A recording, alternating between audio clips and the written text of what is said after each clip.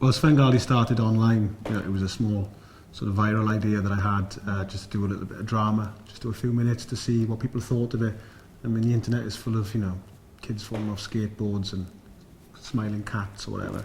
So I just thought, let's put something on with a bit of a narrative and a story. And I kind of, I had the idea of doing it about the manager of my band in the mid-90s, Paul Dixon, that's why he's called Dixie. And to set it in the world of rock and roll. Alan McGee gave me a great line actually. He said rock and roll is the only industry where bad behaviour is actively encouraged. There's a lot of truth in that, you know, if you fall over in a bar and you're Pete Doherty, people think you're a poet. If you fall over and you're an electrician, you get thrown out. So I thought there was a lot of potential in that for comedy. The online series was so popular that some private investors got involved and wanted to make it into a movie. I kind of wasn't looking for a comedy, I was just hoping something would come up at some point, because I'd done a lot of comedy back in the workshop, sort of, you know, for many years, but it's not something anybody had ever seen. But when Svengali came, it wasn't a tick of the box. It was like, this film has it all. It's got comedy, it's got drama. There was a romantic edge to it, which I really liked as well. And then I heard about who was going to be in it, and the soundtrack that Jonny was sort of talking about. It was, yeah, it was a no-brainer. The soundtrack of the film is essential. It had to be a good soundtrack, and I'm really pleased with the reaction it's got. You know, obviously Universal are putting it out as a soundtrack.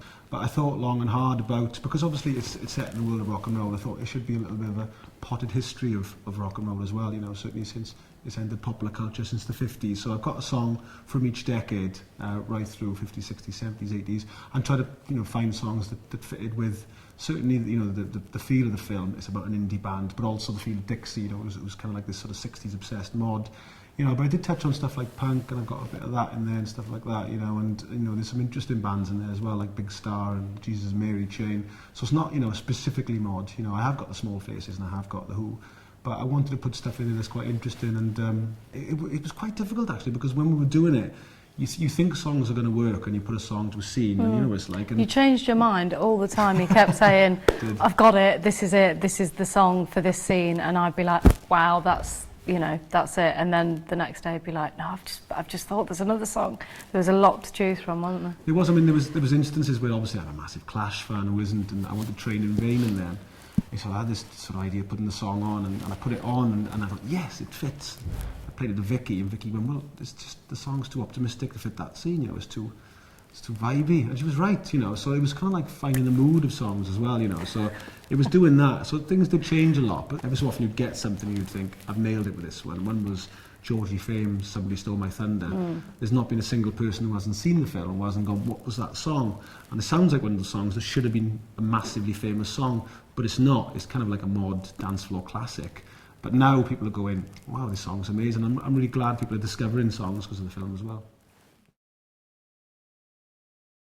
Watching the film, whenever him and Horsey are sort of on together, for me, I'm just in hysterics. I think their partnership and the fact that they've obviously known each other for a while, that chemistry.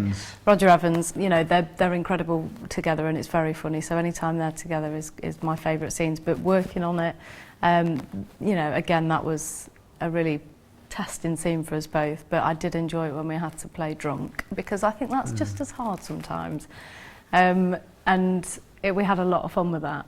That was good. Me giving you a piggyback. I says, I piggyback it on the street, and then we get into the house, and she says, I can piggyback you if you want. And I'm like, really? You know? I'm a strong lady, you know what I mean? So she said, yes, you know, so I'm obviously, you know, 30.5 stone, 6'1" Welshman, and, you know, Vicky's, what, 7 stone? Don't give my weight out on camera. Yeah. So, you know, but she's obviously like, you know, almost half the size of me, yeah. And she said, I can piggyback you into the house. So I was like, go on then. So I jumped on her back, and she was solid. She didn't even flinch, and she piggybacked me into the house. It's on camera, it's in the film, it made the edit. I'm happy. Yeah, so that was very impressive. So she's a very good piggybacker. You could have her in your team for British Bulldogs. Oh, God. Yeah, I would say I'm more like Shell than any of the characters I've played before.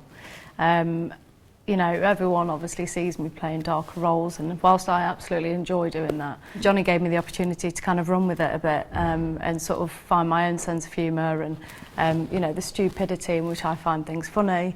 Whether or not everybody else will, I don't know, but yeah, I would say I'm quite similar to Shell in some ways. So yeah. Am I like Dixie? I don't know. I wouldn't say I'm all that 100%. There's a lot of me in him. I mean, he looks like me. You know, I remember that sort of famous Ricky Gervais quote when he said, "And John Cleese, how much do you like Basil Fawlty and how much do you like David Brent?" And he said, you know, 90%. You know, so I'd probably be hovering about that. I don't think I'm as patient as him. I think, you know, if you kind of took the piss of me, I would rear up and say. Whereas Dixie, he takes it all day like a baby seal. He can just keep clubbing in, which I quite like. You've got the same passion, I think, as Dixie.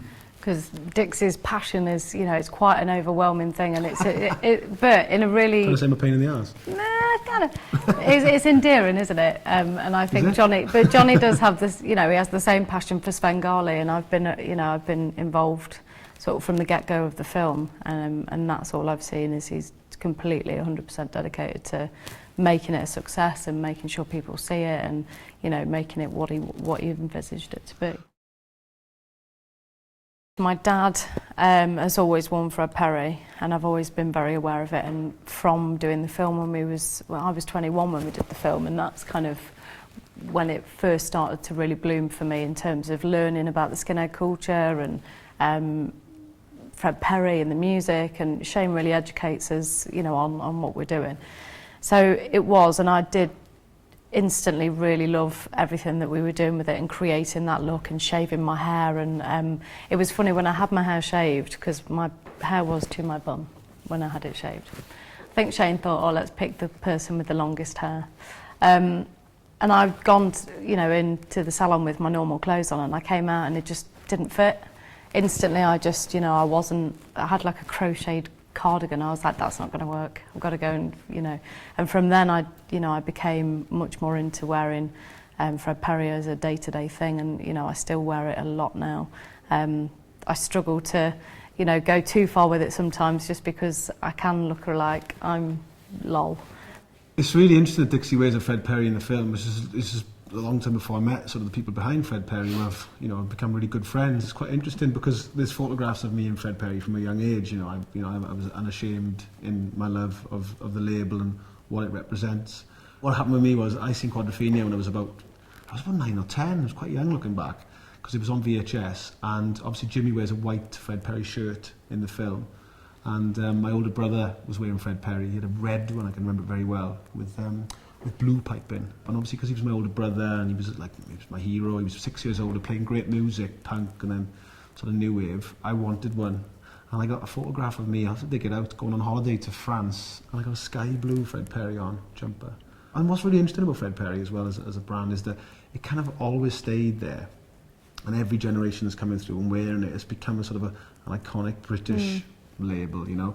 But it's got so much history about it. You know, you can't buy history. Brands try. You can't buy the fact that, you know, these mods wore it, you know, and Fred Perry himself wore it, and he was, you know, into fashion and sort of that side of things. And then it sort of became a skinhead thing, as Vicky said, and, you know, it became a casual thing. So it's kind of permeated into all British subcultures, you know.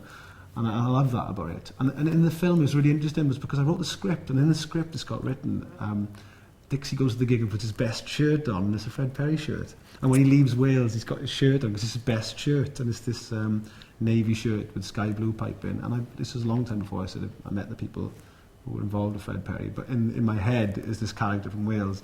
The one time he wears a shirt, it's a Fred Perry shirt, you know. I've just done a script that I've written called Schemas, which is set in late 70s Scotland, and it's based on the life of Placebo's manager when he was young, a young hustler, a guy called Dave McLean. So I'm keen to do that and develop that this year. We are going to hopefully get on with This Is England 1990, but that'll all depend, you know, on when it's written. I'll just keep giving Shane a quick, come on. Every time we've gone back, every time we've, you know, I never thought after the film that we'd even go near revisiting it. It was a complete shock to everybody, including Shane. It wasn't something that was planned. So that was, you know, an amazing feeling, especially with the storylines that he'd given. And then to go back for 88 was like a double whammy. And to know that we're going back again is a dream scenario for me. Shane is, you know, in my opinion, my favourite director. Incredible at what he does. And I've worked with a lot of directors now, and I've worked with a lot of amazing directors, but no one quite works the way Shane does. So I'm very much looking forward to getting my docs on and my Fred Perry. We presented Shane with an award at the NMEs. Yeah, he needs to. And Yeah. he didn't know, so we travelled down with him, and it was a surprise. So we had to kind of like make a sort of an escape plan from the hotel, from the table, to go on backstage to give the award. I think it was a bit of a giveaway when Hugh Stevens said Jonny and Vicky are going to present the next award. So I think he knew that. I mean, can you imagine if I'd have gone and the winner is, and it was somebody? There was no options. There was no options. What was really funny was that he came on, Shane, and he went, "These two live down the road from me." It's made it sound like Stella Street in Nottingham. You know, everybody sort of lives within the same few streets as each other. It's lovely that we get to sort of do things like that. You know, it meant a lot, and it's an incredible documentary, so it was well deserved. Yeah, the Enemy Awards are good fun. No one really listens. No, but it's a bit more rock and roll than most award ceremonies. They give Domino's pizzas on the table and stuff. And, I could eat a pizza now. Yeah, I could actually. That's a good shout. Should we go and have a pizza? Yeah. Come on.